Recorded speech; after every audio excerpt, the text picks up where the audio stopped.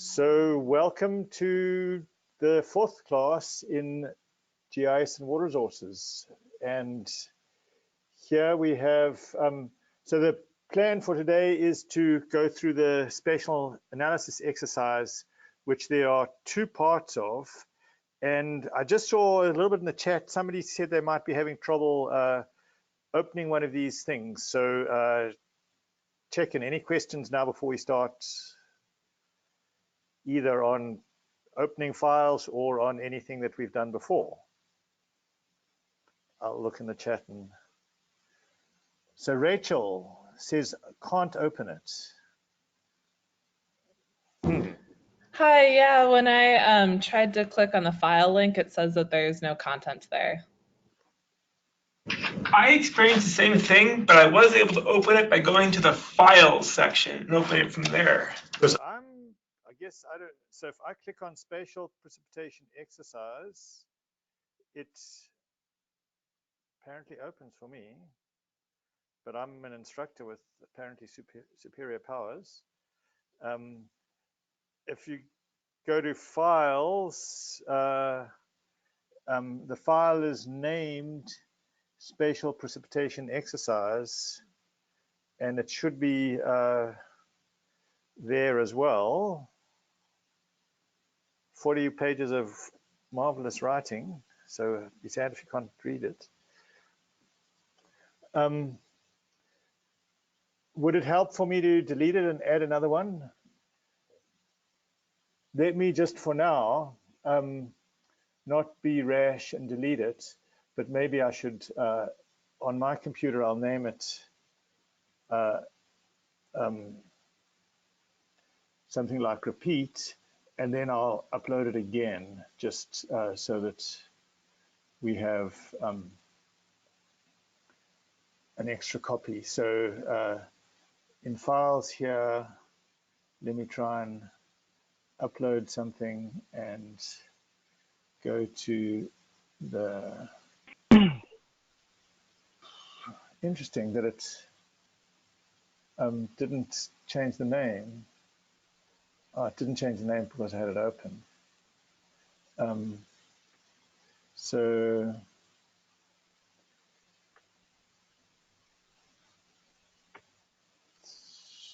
try again. I also was able to access it through the File tab, but not through the Pages tab. So there is a second copy in there which says it's accessible. So if anybody's unable to access the first one for whatever reason, the repeat is the identical file, and I will see if I can fiddle afterwards to get the link on the page to work properly. Are there any other questions or issues related to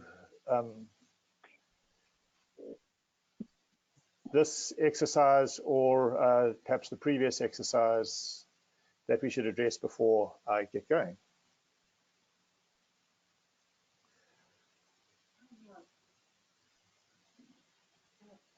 Okay, there's a question here. Go ahead. Yes, this is Lindsay at USU.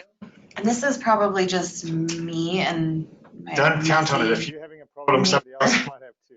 I'm having trouble keeping track of where everything is and like knowing which folders are best, like where on my computer should I be saving all of the files and etc. Okay, so that's actually a bit of a challenge, and maybe as I go through this exercise, I'll try and pay a little bit more attention at the beginning to show where the pieces are so that we know what's going on. So I'll show that to you, I guess, because the first thing I do in this exercise, I'm actually going to start a new project. So I'll show you where I'm saving it on my computer and how that's all working, and hopefully we'll be able to clarify that. So the plan for today was that we're going to do this exercise on spatial analysis. And last time we tried the flipped classroom, and I got some feedback. A few people liked it, a few people didn't. So what I've actually done today was a mixed approach, which comes as a compromise from the fact that I was only able to actually get one of the pre-recordings ready, and that's the simpler part. So I'm going to suggest that you each view this recording, work through this slope exercise with the data there on your own. If there's any questions, if anybody's done it already, we could have questions now, but it might be better to leave questions until Tuesday, and we can resolve anything related to that. What I was planning to do today was to work through this spatial precipitation exercise, which is actually quite challenging, and show you the different parts of that with that set of data. So any questions from anybody out there before I jump in onto that? And I'll pull up the chat. It's helpful if you chime up, because when I'm lecturing, I don't actually see the chat at the same time, because I've usually got it hidden down below. But okay, so everybody seems to be having problems with that file. So there's some unauthorized issue that I'll try and sort out afterwards. But apparently from the files menu, it's working. So this this exercise that we going to do today is, if I can is the spatial precipitation exercise, which now has the name repeat in the file name, and it's to serve as an introduction to spatial analysis. There's this data set, spatial analysis data.zip, and we're basically starting from the endpoint of last time round, and also some precipitation data, and we're bringing in the digital elevation model data, averaging that over the watersheds, and we're also looking at various approaches to average precipitation data. So this just explains what the data is to start with. And I've provided this file, Little Bear, Logan, and Precip, which actually was a lot of work to obtain. I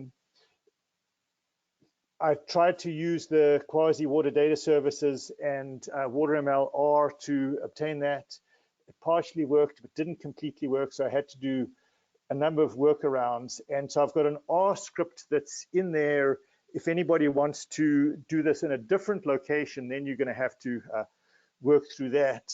If you do it for the same location, then you don't have to worry about this at all, and you can just use this data that I've provided. But there's the R script and some of the intermediate files involved, and right at the end where it says appendix, there's some details of the steps involved in that.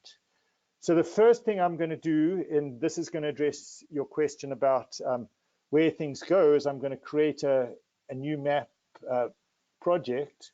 So let me look at, I have this folder that's ArcGIS work, where I work with all of my ArcGIS projects. And there's a few in there, and there's a folder prep projects, which is just where I dump the things that I've worked on sort of while practicing, so that there's a lot of kind of rubbish in there that I might want to throw away at some point. But let me open ArcMap. Notice that there's no project there called Spatial Analysis, but there is the zip file that I provided with the spatial analysis data. I'm going to open a new blank map, and I click on that, and it wants to know the location. So here's the first thing. When you're creating a project, it asks for the location where it's going to go. I can browse, and now I can choose any location on my computer. But if you don't choose, it's putting this default, which is just ArcGIS projects. I'm choosing not to use the default. I'm going into documents, and I've got this folder called ArcGIS work that I'm going to then say OK with. So now it says DTARB documents ArcGIS work, and that's the location. Now I give it a name, and I think nothing's appeared in my folder yet, and I think the name that I was going to use for this was Spatial Analysis Exercise. And notice it says create a new folder for this project. I could check or uncheck that, and if I uncheck that, I think it'll do it just inside this folder, but I prefer it, in this case, I wanted to create a new folder that's going to inherit this name there. So I'm going to leave that checked and click OK. So now I've got this project is opened up, and it's opened up the initial map. If I look at what I've got going on my computer, there is the new spatial analysis exercise project that I just created. It's got the time of right now, 3:12 p.m. And inside it, there's a bunch of things. Spatial Analysis Exercise GDB, that was the geodatabase that was created with the project. Whenever you create a project, it creates a geodatabase. And it makes sense to me to put all of the files associated with this work inside of this folder, because then you keep everything together. If you need to move it to another computer or zip it up and file it away, you just do that action on the whole folder and keep track of that. So what I'm going to do is go back up one folder where there was the data that I provided for this exercise, which came from the previous exercise.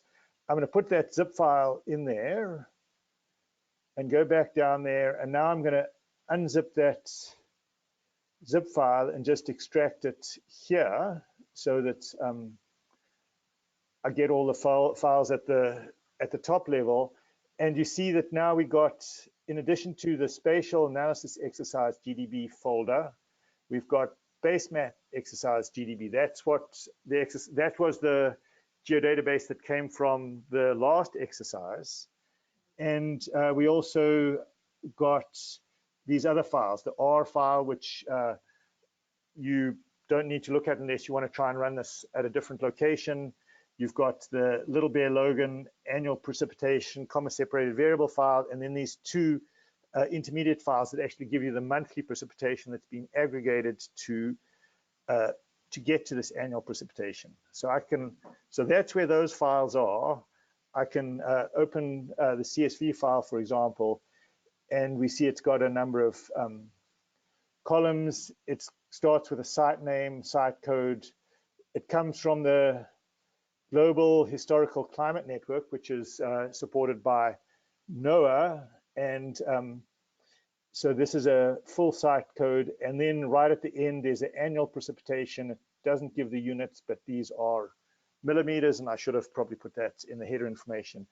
These were the first day and the last day of the analysis that was available, the number of days, the number of months that were actually downloaded to do this averaging. And I went through a procedure whereas I filtered by sites that had 10 years or more of data, and I just averaged over the period of record from 1990 to present that had more than 10 years of data available. If there was less than 10 years, I eliminated the site and decided we weren't going to work with it.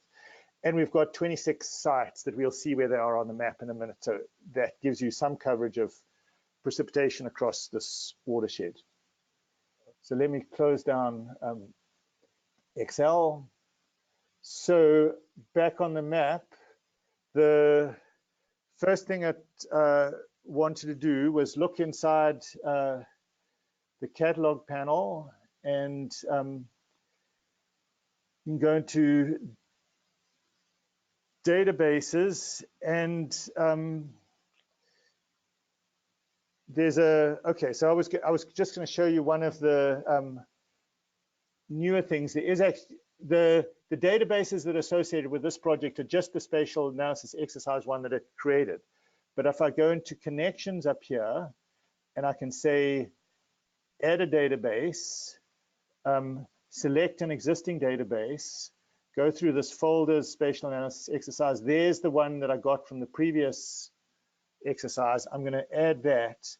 This is actually not moving information around in the on disk at all. That's just attaching this geodatabase to this project. And you can see this little home here.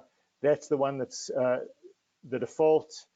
I didn't do it in the exercise, but actually I'm now thinking it's a good idea. So I'm going to set this base map exercise to be the default so that all of the data goes in it. I think in working through the exercise, I've probably got some of the data going to one geodatabase and some going to another geodatabase, and it's getting a little bit disorganized, which is the point that you have to kind of pay attention to where things go. So where is the... I've got a question. Go ahead. This is Marissa from Indiana. So you had given us in the zip folder the file basemap exercise.gdb. Now on all of our own computers, if we've done the exercise that's due today, we have our own basemap exercise.gdb. Should we save it to ours or to yours, or how is that? Is it like going to be duplicate in different places? How is that going to work? If you're confident that you did it right, you should use yours. I provided the basemap exercise because sometimes what students do is sometimes they get you may not have had all of the, if you hadn't done that exercise perfectly right, then you might be missing a piece. So I wanted to provide it so that you had it there, but I would suggest start with yours, and if you see something that you think is missing, or if you find something looks like it's awry, then you might have to go back and use mine. But it should be the same as yours if you did that exercise correctly. So if I wanted to link mine, I would just copy the database from the folder that it's in and put it in the spatial analysis folder and then add it, the connection. Yes, you could copy the entire basemap exercise GDB and put it in this folder, and then do the connections. Or you could actually choose to keep it where it is and make the connection to it there. But now you've got a project that's sort of spanning multiple folders, which if you don't keep your wits about you about where things are going, you're in risk of losing things. Okay, thank you. So I made this the basemap exercise GDB the default, so we can just so things will go into it by default, and I'll probably let almost nothing go into this this one there. So if we expand this geodatabase, you see that there's a little Bear Logan feature data set, and there's all of those things that were inside it. I'm just going to point out one thing that happens. Notice at the bottom, when I pan around, it's giving the coordinates in latitude and longitude. That's because the default map goes to latitude and longitude, and it's very US centric. It opens in the US. I wonder if you are running ArcGIS in Europe, if it opens someplace else. I will have to see. Somebody can, you guys can all chip in, and I'll go and test this hypothesis. But when I take this feature data set, and a feature data set is a collection of geographic features, and I drag it and drop it onto the map, it'll add all of these layers, it'll zoom in on all of them, and notice that units at the bottom have now switched to showing meters. So it's now actually switched to the coordinate system that it inherited from that feature data set, which is quite a nice feature because it's everything is consistent. I guess I dragged and dropped to add it, but the exercise said I was supposed to right click and do add to current map. It achieves the same thing. So you can actually then go to any of these layers and look at where it is. So if I look at sub-watersheds and go to properties, I get the layer properties dialog. And here's another place where you can look if you are losing track of where the data is, because you can go to source and it tells you in the second row here the database. So if I expand, this is where it says C users, DTOB, documents, ArcGIS work, spatial analysis, exercise, base map, GDB. So if ever you've got a project open and you want to know where that layer is stored on your computer, that's one way to look at that. You can also go down and do things like expand the spatial reference, and we see that it's using the North American datum, UTM coordinate system, and you could check other parts of metadata involved with that. So I'm just going to fiddle with the symbology a little bit to get it the way I want. So going with a green outline. Somehow I've honed in on liking to use green outlines, and making these sub-watersheds transparent, and making the flow lines blue, make Bear Lake blue or make Lake Tahoe blue, and making the gauges, now these are the stream gauges. I like to use this sort of dot with a circle with a dot in it symbol, and I like it to be a kind of a light green. So yeah, that's just a style that I've adopted. I don't know whether there's a good cartographic convention that one could use there. But the first thing we're going to do is actually load data from the living atlas. So I'm going to go to my browser and find, I'll just take over this tab here, living atlas arcgis.com, and so this is where Esri is encouraging everybody in the world to effectively share their geospatial data, and they're putting a lot of data there to encourage its use and to effectively make this a go-to place for finding data.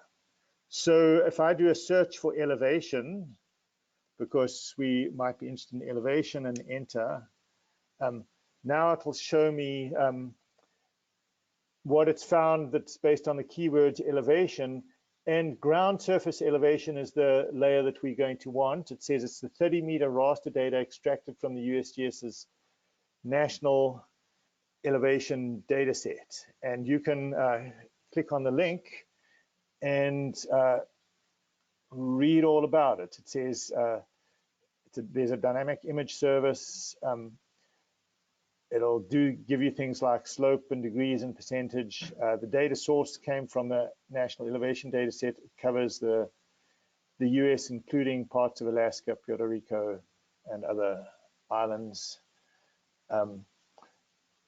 And talks about the URL for the web service involved with that, and the source of the data is the USGS. So I just use the browser here to discover data, but inside ArcGIS we can actually access the data directly. So I'm going to do this on page where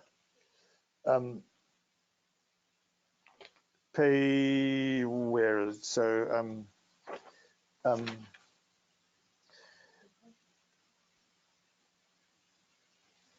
page 5 I'm still at. I'm going to the map, I'm adding data, but rather than adding data browsing from my computer, I'm going to go to the portal and click on Living Atlas and do the search for elevation.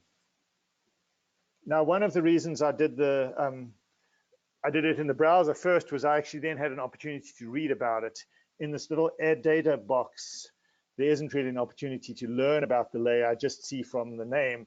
So now I recognize that ground surface elevation 30 meter is the one that I want because I've read about it in the browser. So I click on that and I say, okay.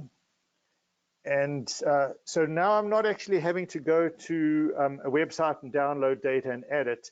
It's just effectively adding it from a web service. I could have gone to the national map, gone through the search place in the national map and downloaded the data, and that's a little bit more tedious. And we did that for some of the data in the last exercise, so I thought I'd sort of show you if the data is being shared in the Living Atlas and you're working with ArcGIS, it makes it really handy. So what we see is we've effectively got the digital elevation model for the whole of the US being visualized right here now. The data is not all on my computer. It's just the image part of it, and I can actually sort of zoom out, and eventually it'll fill in the tiles, and I can zoom out, and I can see that there's the digital elevation model for a lot of the country, and I could change the color scheme of it if I wanted, or I could zoom back in onto my my watershed. So we want to extract this digital elevation for our watershed, but I don't want to get it right at the edge of the watershed. I want to get a little bit of space around the side. So it's always good to have some sort of a buffer in case the border is not exactly right. So I'm going to use the buffer geoprocessing tool. So it happens to be one of the favorites. So I'll just use that. And I'm going to go with a 2,000 meter buffer. So the input features are going to be watershed. The output feature class is what was the name? I was just calling it watershed buffer. Now here's another thing where it just put a name in there. You want to pay attention to where it's going. If I click there, it shows me the sort of full path inside this window. So it's going into C users, DTARB, documents, ArcGIS work, spatial analysis exercise. It's by default gone into the base map GDB because that was the default. I might actually choose to put it in the feature data set that I was working with. So let me go into this Little Bear Logan feature data set and name it here watershed buffer, and tell it I want to have 2,000 meters. And I'm just going to leave everything else at the defaults. Run that tool, and we should get. So there you can see it's made a little buffer around the edge. So now I'm going to use the. Go ahead. 2,000, 2 kilometers. Now I'm going to extract the digital elevation model just for this area, and the tool that I'm going to use for that is Clip. So I go back to my geoprocessing panel and I say Clip, and it says there's an analysis tool. Actually, what I want to use is Clip Raster because I'm clipping out of a raster, and you can actually read the help information on this, and it says it cuts out a portion of a raster dataset, mosaic dataset, or image service layer, and that's the operative important part here, because I got this elevation dataset from the Living Atlas. It's an image service that's hosted in the cloud somewhere, and I want to clip it out and save it locally. So the input raster I'm going to choose is this ground surface elevation one. The output extent, I can now choose my watershed buffer to specify that, and now it gives me the coordinates for that. And I choose my output raster data set. I need to put it somewhere, and it's going, well, you can't put a geographic raster in a feature data set. So if I was to put, try do that, and I gave myself a complicated name, I was calling this, what were they calling it? LBLDM, and I was regretting not having just named it DEM as I worked my way through, but that stood for Little Bear Logan. I'm expecting an error when I click this. Didn't get an error because I was attempting to put it inside of a feature data set. So I'm going to expect if I try and run that, I would get an error. And I'm going to just do that to convince myself that. And then I'm going to go back and change it to someplace else. So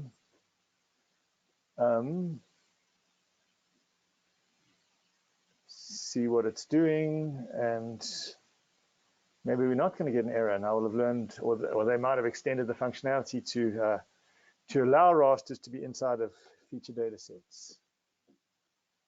Apparently they did. No problem. So that was interesting. Well, I didn't get any result on my map here. So that's kind of interesting.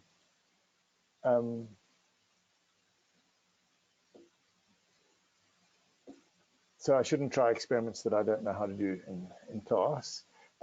Let me put it outside there, which is what the instructions said. It should be LBLDM.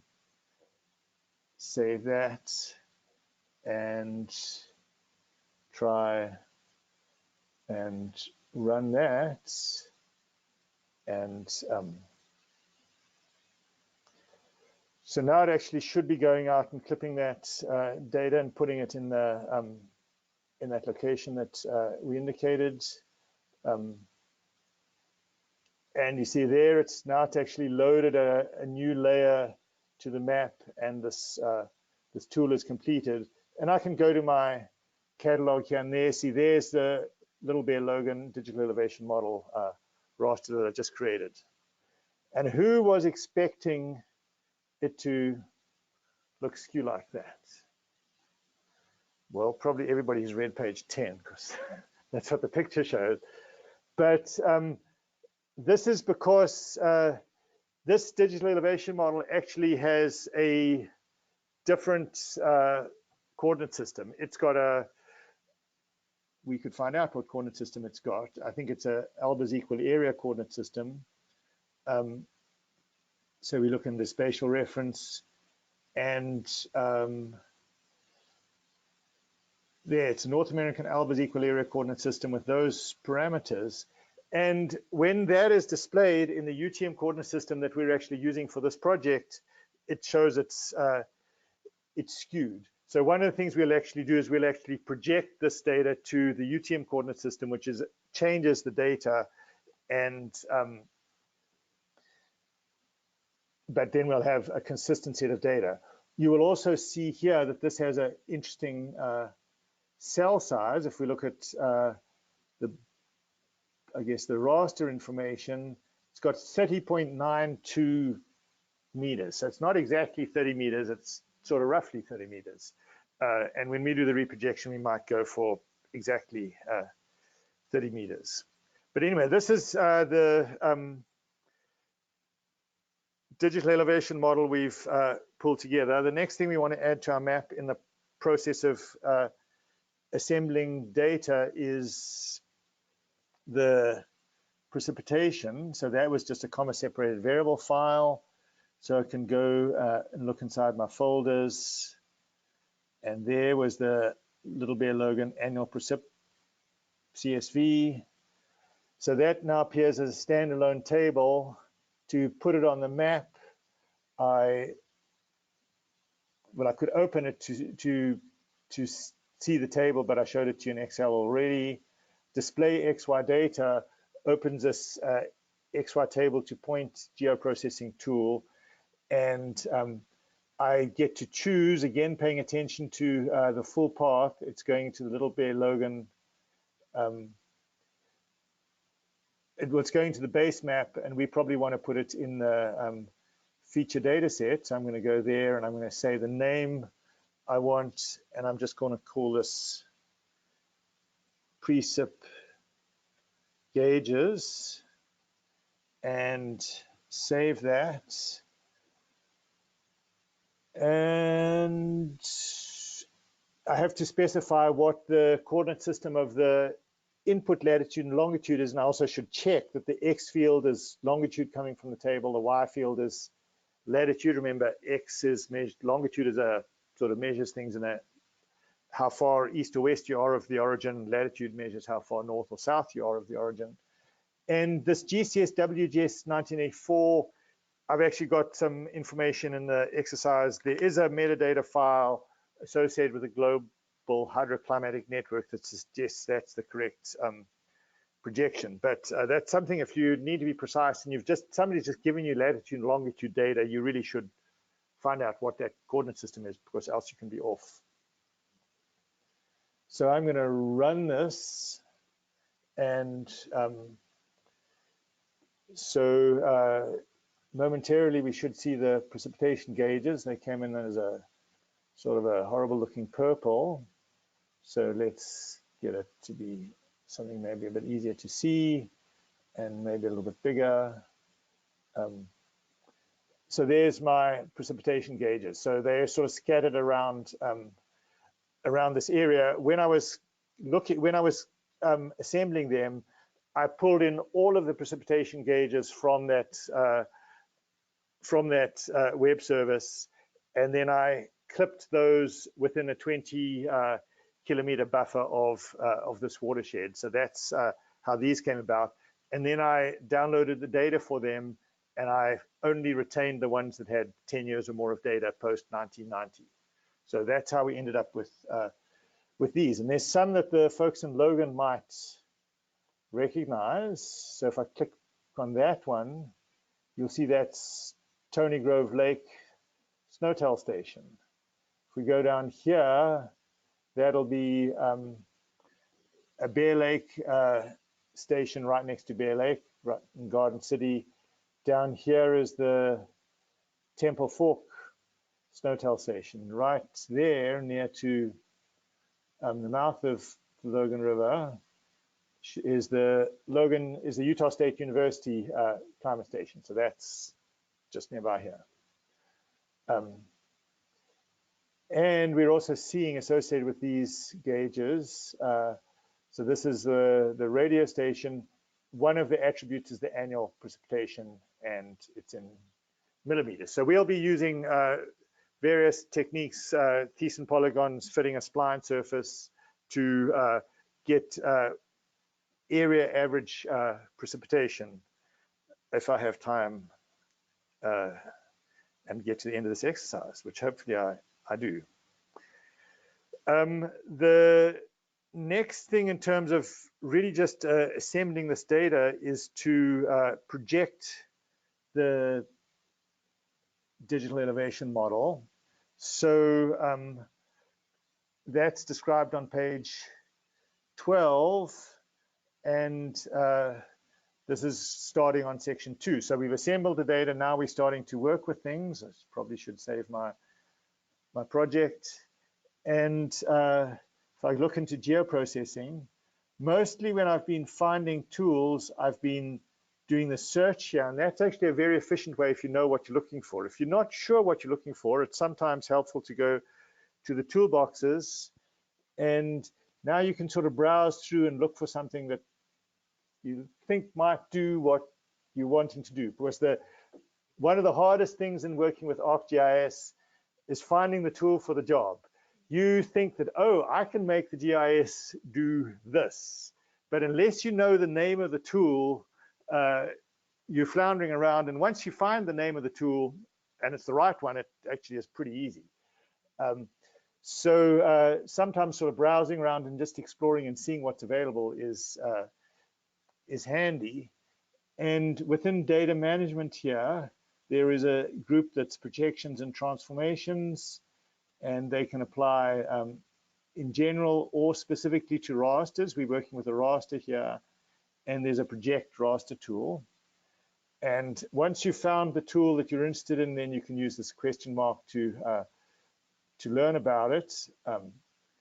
In this case, and you can also look at the information, and it'll tell you a little bit about each input as well. So the input raster, I'm going to use the Little Bear DEM. The output raster, I was going to name it LBL DEM proj. So I just put PROJ, the suffix, to remind myself that I'm projecting it, and that's this is the one that has actually been projected. The output coordinate system, I'm going to click on this little globe here to select the coordinate system, and then from the layers I have in the map already, there is 3 coordinate systems already present. There's a North American datum of 1983. There's the Albers Equal Area Conic, which is the DEM that we've got so far. And there's the Webb Mercator, which is the coordinate system of the base map. I want that coordinate system to be the destination coordinate system, so I'm picking OK on that. Here I also get to choose the cell size, so I can actually choose 30 meters exactly.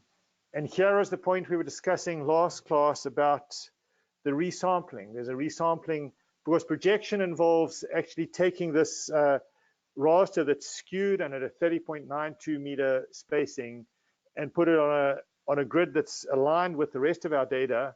And because I've entered 30 here, I will have a 30 meter spacing. I could even put a registration point if I want to tie it to a specific origin to get to line up with other data, for example.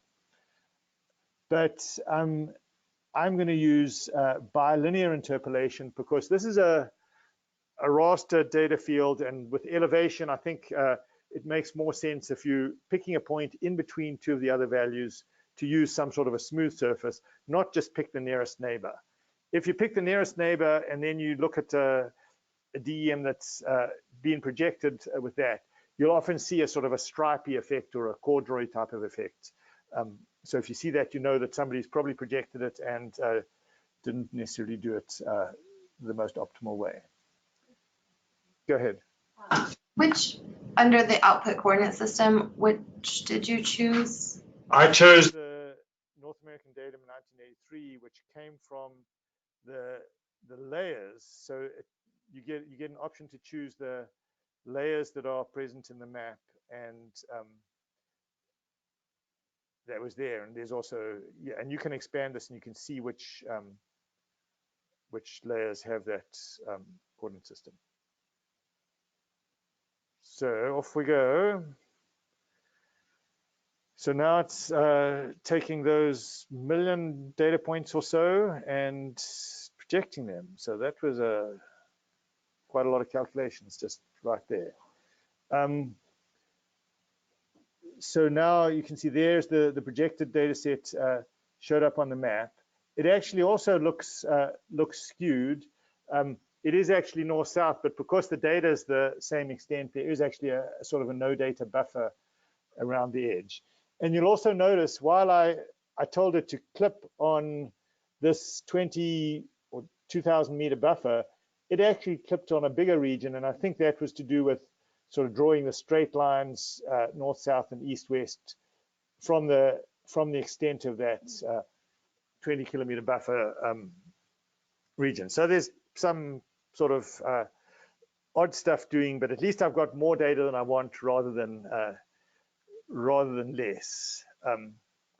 So I had a little bit on page 13 about looking at the statistics where you can see the number of rows and columns, and I'm just asking you to sort of report the number of rows and columns you get for your for your data set, for your work, and the maximum and minimum elevations that you can get from the data.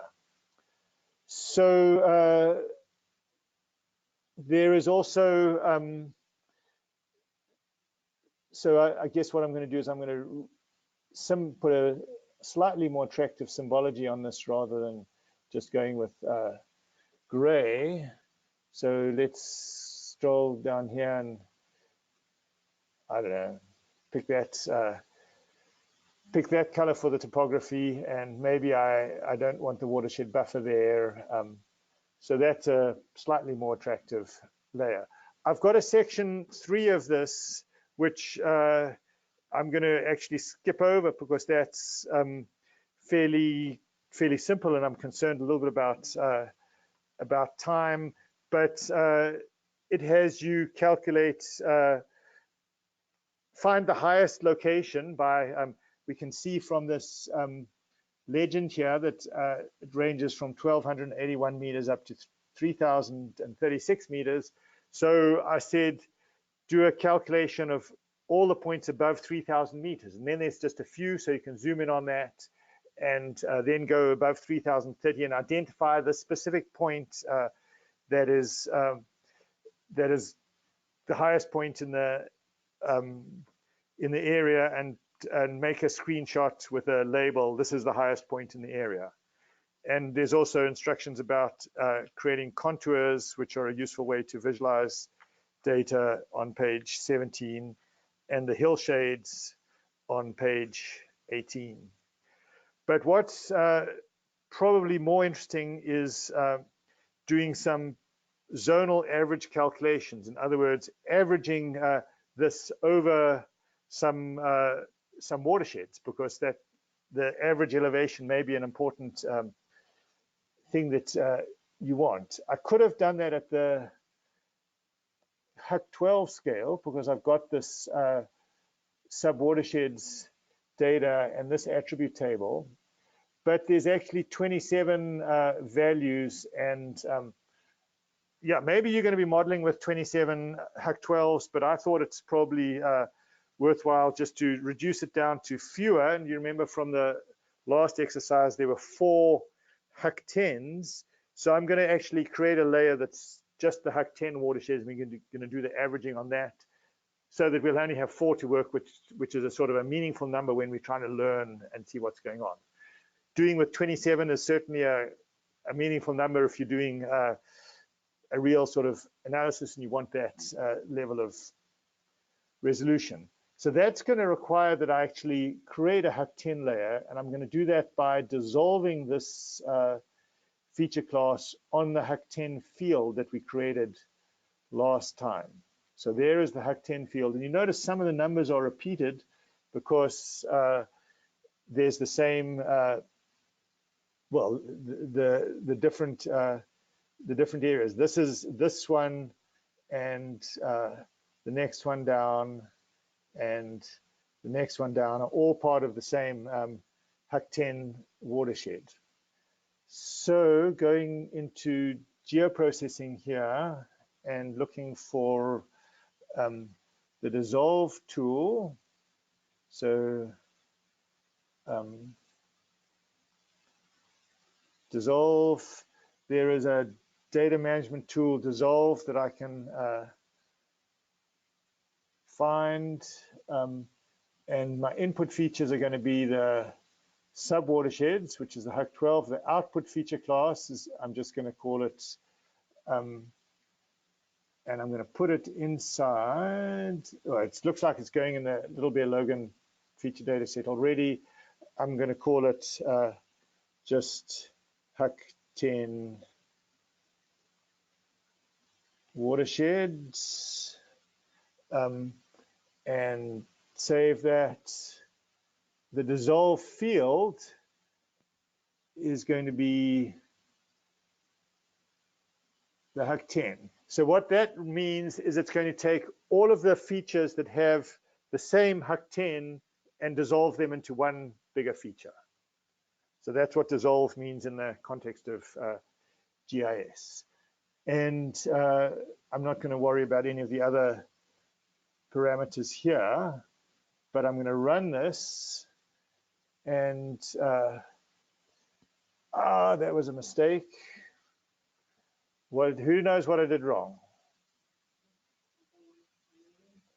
I had the one feature class subsetted, highlighted, selected, so it operated only on that one, not on all of them. So let me go with a clear of the selection and run it again, and I'll let it overwrite. So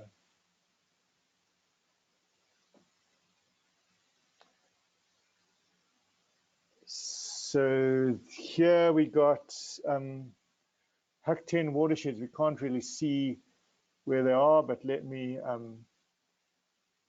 say make the boundaries red and nice and thick there. So if I close so there I've now got the 4 HUC 10 watersheds that we're working with. And if I open the attribute table for it, you see there's just 4 of them, and it's got this HUC 10 identifier, the shape length and the shape area for each of those.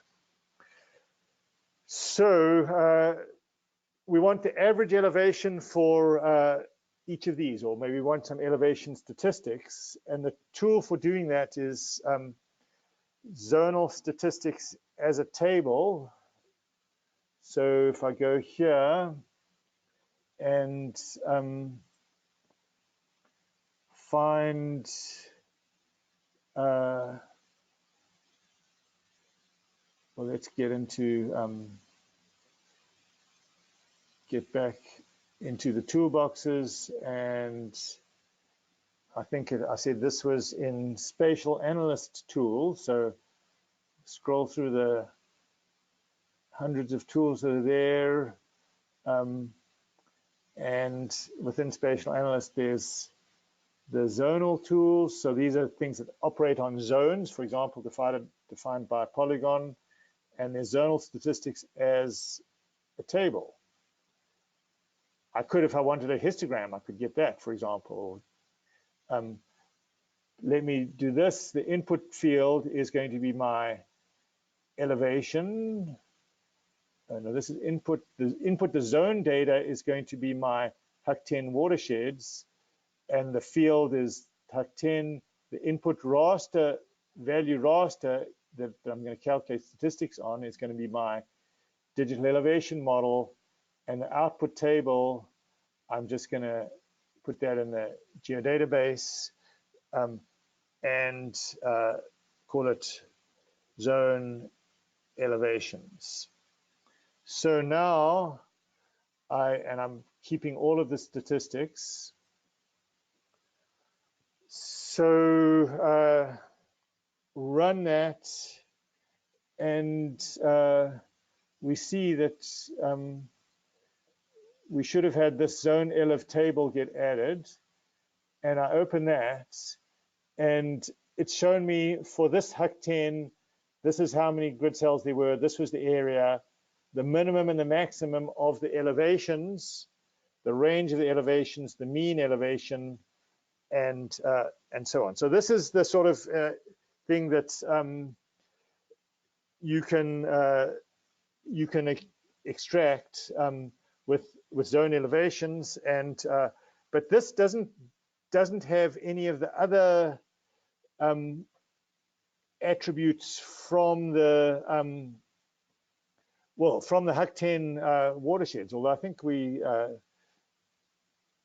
it doesn't have, there aren't very many other attributes in the HUC 10 watersheds, but say there had been other attributes, for example, the names or things like that, we would want to join this tool onto this HUC 10 watershed table, which has shape length and shape area, and shape length and shape area are not part of this. So what I'm going to go do is go back to the HUC 10 watersheds and do the join operation, and add the join and use the HUC 10 field for joining, and I'm going to do that, and the HUC 10 field of that, keeping all the target features.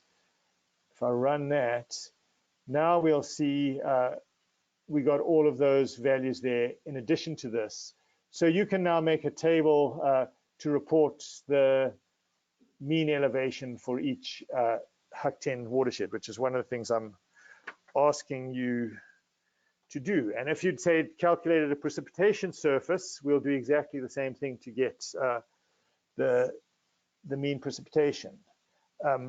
What I'm actually suggesting you do in the exercise is output this to Excel. So one can actually go to the, well, there's a table to Excel tool in geoprocessing that helps you do that.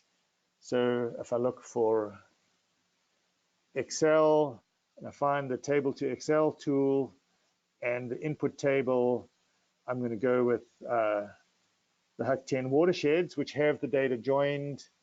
I specify the Excel file that I'm going to work with, and I'm just going to call it HUC 10 stats.xlsx,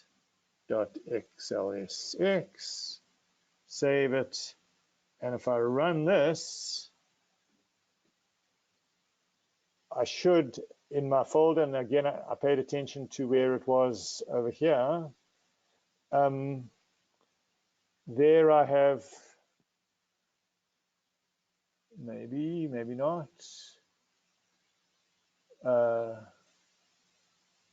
Where did I put it? HUC 10 stats. Oh, there it is. There's the Excel file. So I can look at it, and it's an Excel file with columns in it. You can choose. You can delete the ones you don't need. Put meaningful titles on it, and hand in the table giving the mean elevation range for each watershed in this feature class. So now for the challenging part of this is the area average precipitation using Thiessen polygons.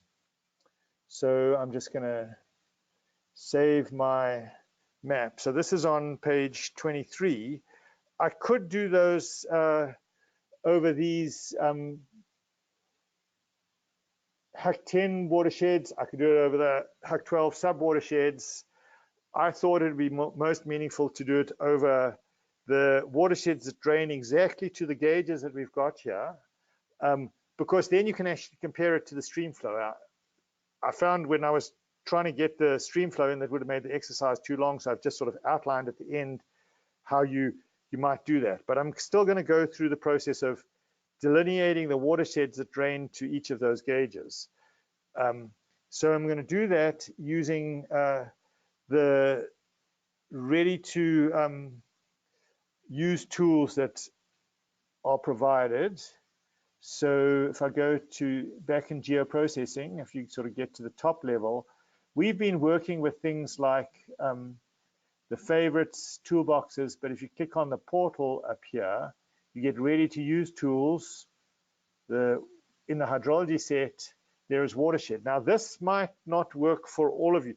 If your account that you're using to work with ArcGIS Pro is not set up to consume credits, because this function actually runs in the cloud, then this doesn't work for you, and you might need to work with your instructor or licensed administrator to get some credits, or you failing everything, we just have to just do it for the HUC 10 polygons if this doesn't work. But I'm going to click on watershed. The input points I'm going to say as my gauges. I'm not putting a point identification field, although I could. And I'm just going to pick the highest or finest resolution, and I'm going to tell it to run. So it's now running a watershed delineation service on a digital elevation model that Esri has stored away in their cloud somewhere, and there are the watersheds that I've delineated. So let me hide away the tables, and 1, 2, 3 watersheds named 1, 2, 3. The question may come, where are they? And if I look at the properties, I see they are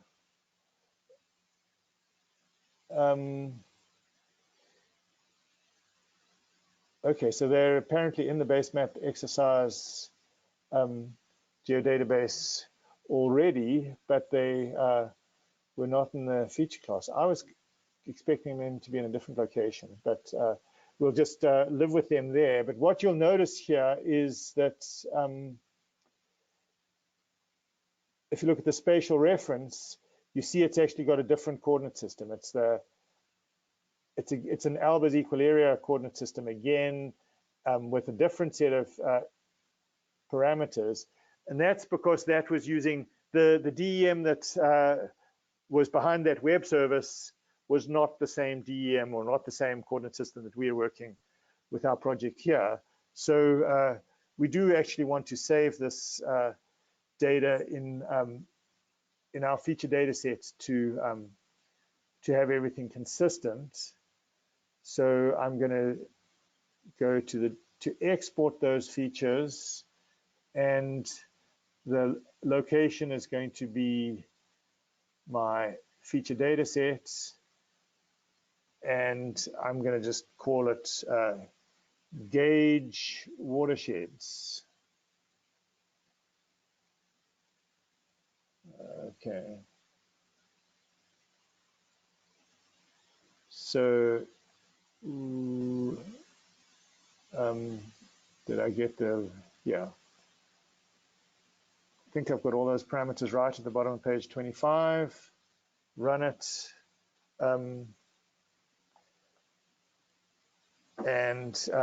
So there the gauge, so let me turn that one off.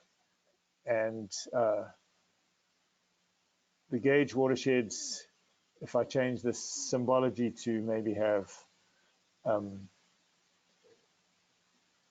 more prominent color too, and maybe be transparent. You can see they're the gauge watersheds that we just delineated, and they're different than the HUC10 watersheds. So we're going to work with, we want to create Thiessen polygons. So I'm hoping that many of you will at least have a bit of familiarity with hydrology and the concept of Thiessen polygons. But basically, it's a process that creates polygons around points that groups effectively all the area nearest to any point. And it's probably easiest to learn by just seeing what it does. So I'm going to find the Thiessen polygon tool. So back in toolboxes and look for Thiessen, create Thiessen polygons. The input features are going to be my precipitation gauges. The output features, I'm going to put in little bear Logan, and I'm going to call them Thiessen poly.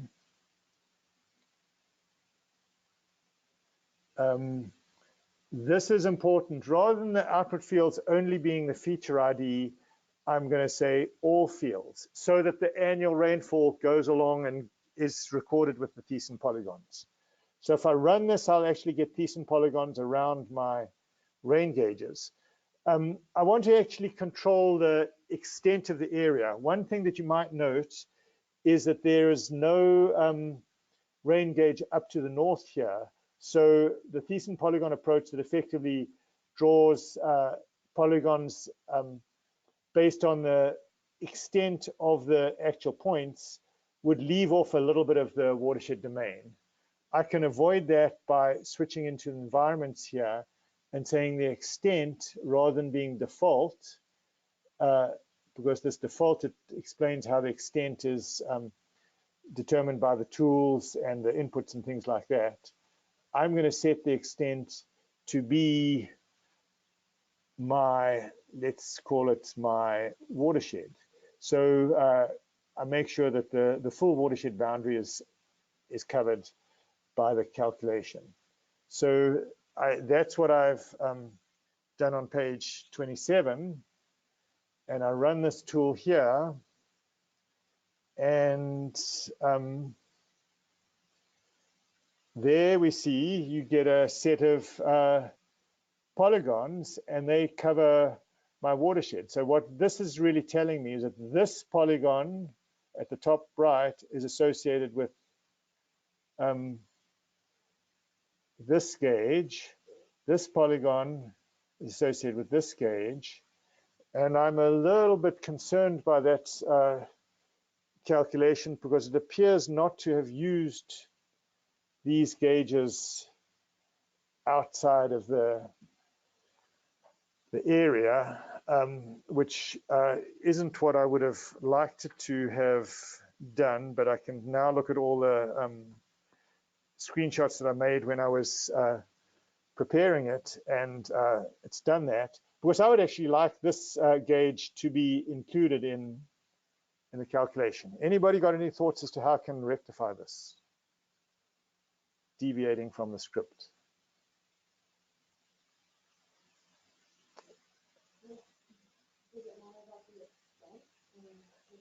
So I can just find a different extent. So probably if I go with the extent to be, say, for example, my projected DEM, which I see is actually bigger. So maybe if I go with my extent as being the projected DEM, and now I run it.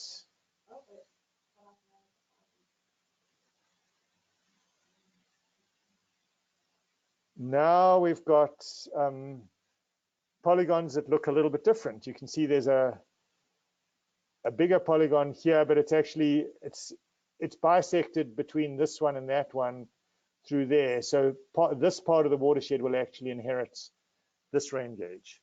So I'm going to go with this set of polygons, and that would actually be a better approach than following exactly what's in the exercise. So we'll find out when I grade these things who actually pays attention to what I said here versus following that. I'll try not to penalize people for doing that because I made that mistake already once. So now we want to, let's bring our gauge watersheds up above these. So we want to basically find the intersections between these gauges and these decent polygons, and use this area multiplied by this precipitation value, this little area multiplied by that precipitation value, this area multiplied by that precipitation value, and effectively do that as a weighted average to get the precipitation over that watershed. We're going to use some tricks with tables to do that.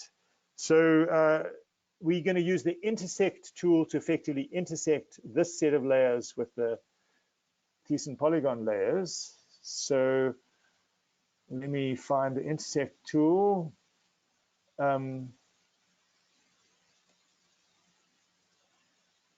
So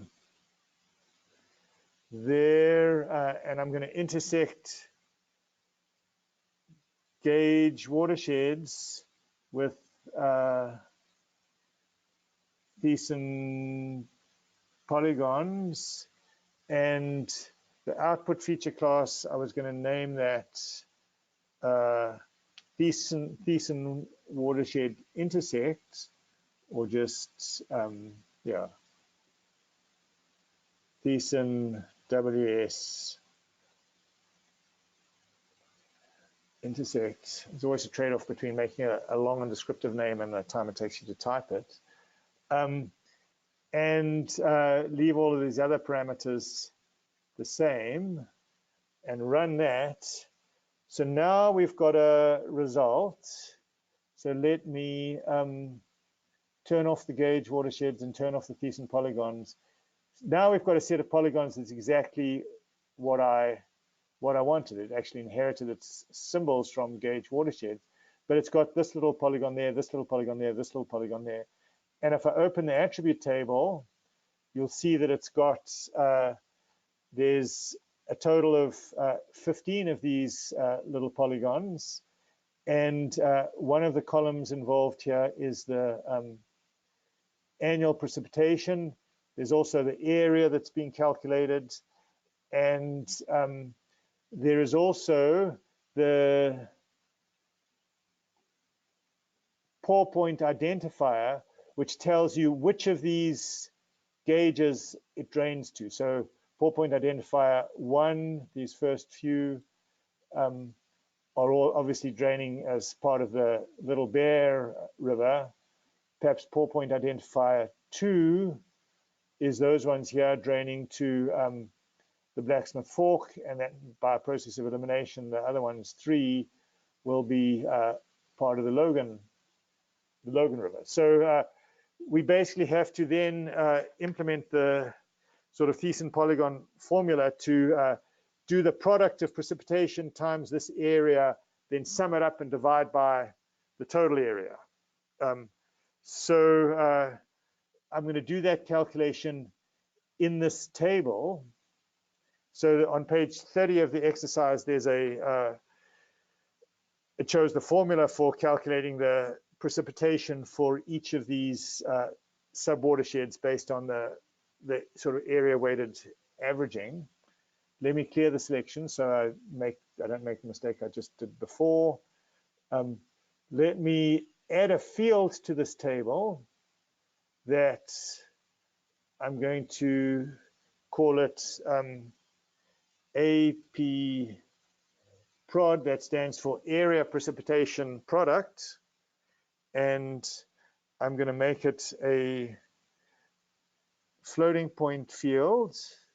So if I click on that, get the float to show up, and when I'm editing fields, I have to come up here to save to make them persist, and then I can close the detailed fields editor, and I'll find on the right of my table, there's a new column that doesn't have any data in it, but I'm going to do the calculate field on it to give it some data.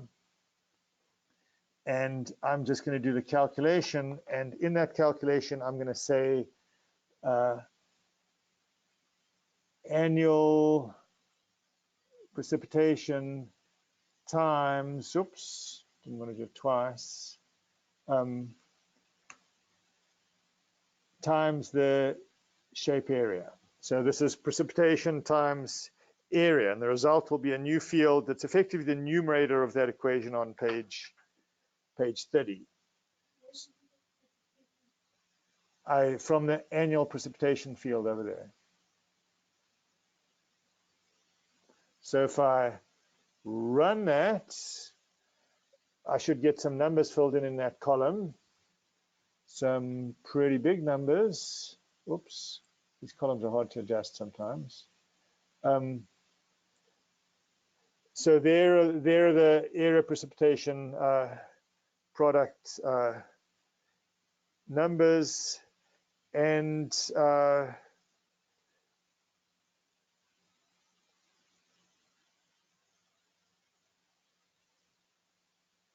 the next thing I want to do is I actually want to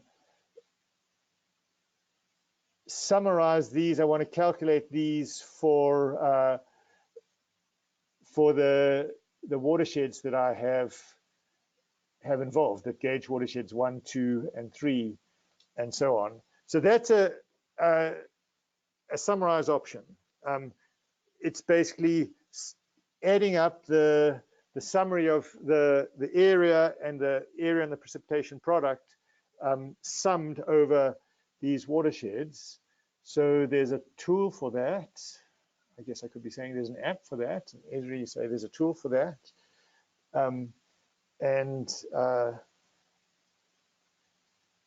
Where did I find that tool?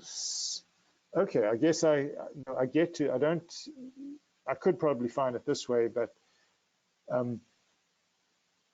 if we're going to be using the pour point identifiers, you can say summarize. So I right click on this top there and do summarize, and it'll open the summary statistics tool and it's already got pour point identifier in there because I opened it from the top. The fields that I'm working with, and here I have to pay attention that I get the right ones. I'm going to want the pour point identifier, and I want the first occurrence because I really want them all to be the same. I also want a table to have the shape area, and I want the sum over these points, and I also want the area precipitation product, and I want the sum over those. So now I've configured these things, and I need to say where the results are going to go, and I'm going to call the name of the table where the results go is Thiessen stats. Save and run that. So now, what did it do? I got an error. Did anyone see what I did wrong?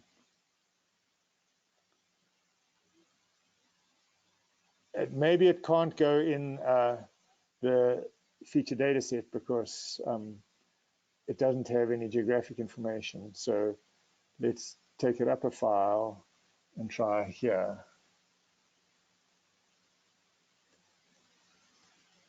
Thiessen stats, and run it. Yeah, so you can't put just a plain table in a feature data set. We just learned. So if I look at this table that we just got, here I've now got a summary for each pour point identifier. I've got the sum of the shape area, the sum of the area precipitation products. Now here's a scary thing. I'm going to expand this column, but look, it says 404. It looks like the number's complete. I expand it out. Sometimes you'll see, if you can see a column like this, and when you expand it, you see the numbers to the left. So sometimes reading these tables can be misleading, and they leave the most significant figures hidden. So there can be errors that result from interpreting tables if you're not too careful. But what we need to do is basically take the sum of the area and precipitation products divided by the shape area, and we should then get our mean annual precipitation. So I'm going to add a new field to do that. And what was I calling it? I'm going to call it gauge watershed precipitation, and I'm going to say it's in millimeters. I'm going to say this is a floating point number. I'm going to save that so that that persists as part of that table. Come back here, there's now a set of nulls there. If I do the field calculation and I make that equal to the product divided by the area, the sums based on those polygons, that's basically taking the numerator, dividing it by the denominator, and running that, and voila, there we have gauge watershed precipitation for my 3 watersheds. So I've asked you to turn that in. So there is how you can go through the sort of Thiessen polygon method, which is a sort of standard method for getting watershed average precipitation in hydrology with ArcGIS, and you save yourself all the sort of digitizing and perpendicular bisecting that some of the textbooks describe for doing that. And you could, while I did it here for 3, you could do it for hundreds of watersheds all at once following this the same approach. Now, Thiessen polygons may not be the best way to interpolate precipitation, especially where you've got topography involved, as is the case here. So what I'm going to do now is sort of skip right to the end of the exercise and just sort of take questions and have a bit of discussion.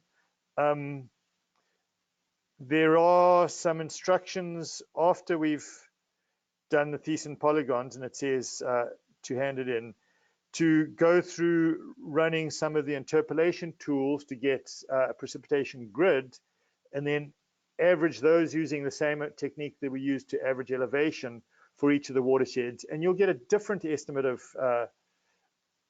basin-wide precipitation. And it describes here how you can apply the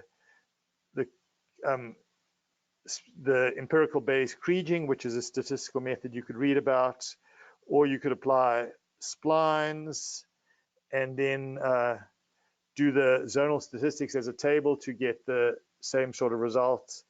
And then I've suggested to turn in a table giving some of these things. And I've said here at the end, we'll stop here, but there are other things that it would be interesting to do. We could actually determine the elevation of each rain gauge, and if you use zonal statistics with the rain gauge points in and the elevation field, you can get that. And you could cross-check that against the elevation from the global climate network, because I think there was an elevation field in the data set. But then you can develop a relationship between elevation and annual precipitation. You expect to see something like that for this data, because we know that precipitation is orographic. You can look at the dots and the spread of the dots and the R squared of the regression and things like that to determine how good that relationship is, or whether you'd want to fit perhaps not a linear relationship, but some sort of a curved or smooth relationship. Whatever relationship you come up with, you could then apply, you could take the elevation value and calculate a precipitation by just using the elevation and that approach. That would then be referred to as the sort of hypsometric approach for estimating precipitation or interpolating precipitation. And you could do a zonal average of that over each of your watersheds. And then you could, because each of these watersheds was delineated to a stream gauge, you could go and look at the flow from there, convert it to a volume, divide it by area, make sure all your units are consistent, and compare the depth of runoff with the depth of precipitation, and the ratio would be the runoff ratio, and you'd be looking for a number that's typically maybe 0.2, 0.3, 0.4, depending on depending on how much. Basically, that's telling you how much water is lost to evapotranspiration from that watershed versus what what's runoff.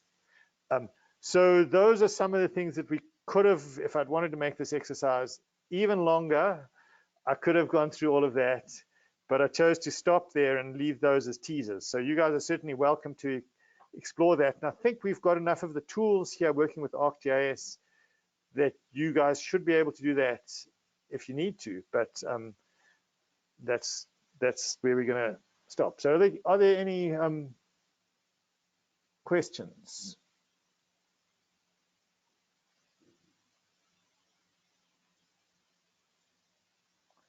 From anybody? Hi, Marissa again from Indiana. I've got another question. So we were talking a lot about where things are stored throughout the class today.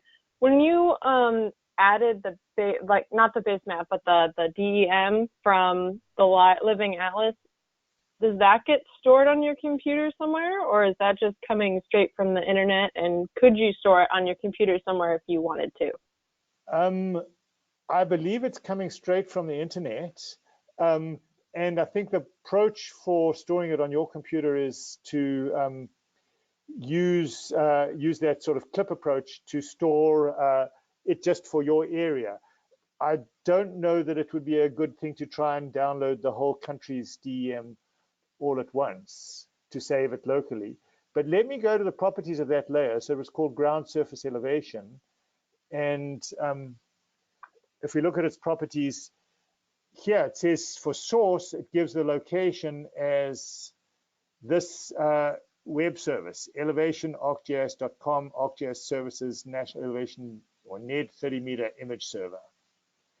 So that's where it's stored. Okay. I was just having trouble getting it to add to my map, so I'll have to figure that out. Okay. It looks like the clipped DM is stored. The clipped locally. DM was stored. Locally, yes. And we get to choose where to put the clipped DM. So the clipping process basically retrieves just the subset of the data for the area that you're requesting. So an image service is actually a web service that enables, it's not just simply get the file and do an operation on it. It runs certain of the functions on the server to, for example, subset just the area that you want. So they can have a sort of seamless data set that covers the whole country or the whole world. And there's many of them around. So that's kind of the way the world is going with a lot of data and lots of web services. And then if you're interested in a particular area, you can use that service to just act on the information that you're interested in.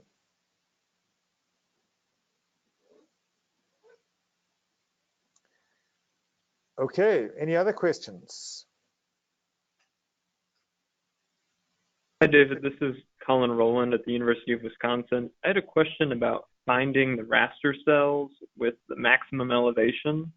I did the raster calculator that pulls out everything over 3030.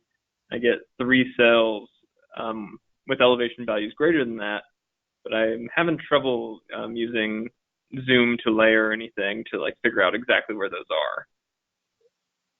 are. Okay, so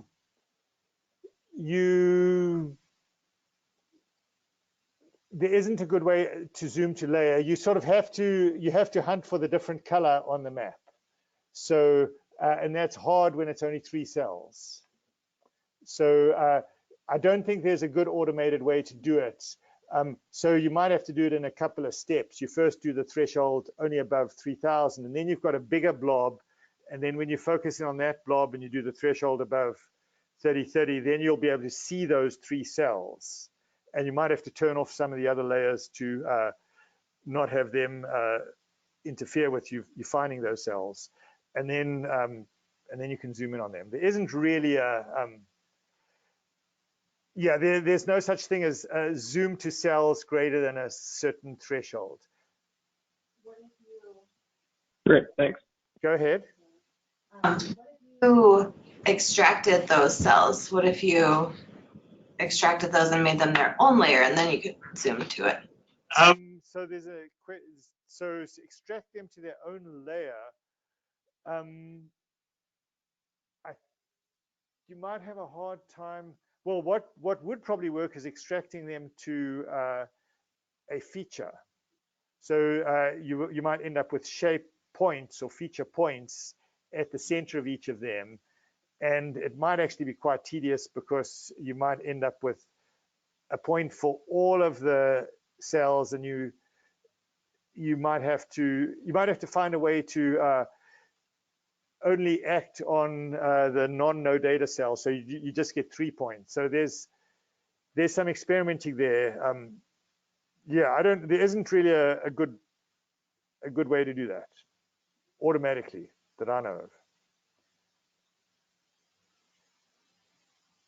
If you look at the DEM greater than 3000, it's easy to see the clump of pixels that is shown in the example, and then when you overlay the greater than 3030, it's easy to identify the 3 pixels. Right. So you're sort of doing it. So I think what Colin was asking for, though, was a more automated way to do that, because depending on the resolution of the screen and the color schemes you've got, easy to see, maybe different for different people.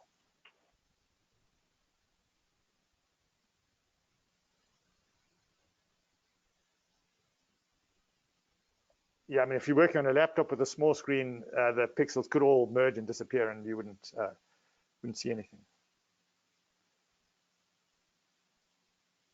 Any other questions? Okay, if not, I will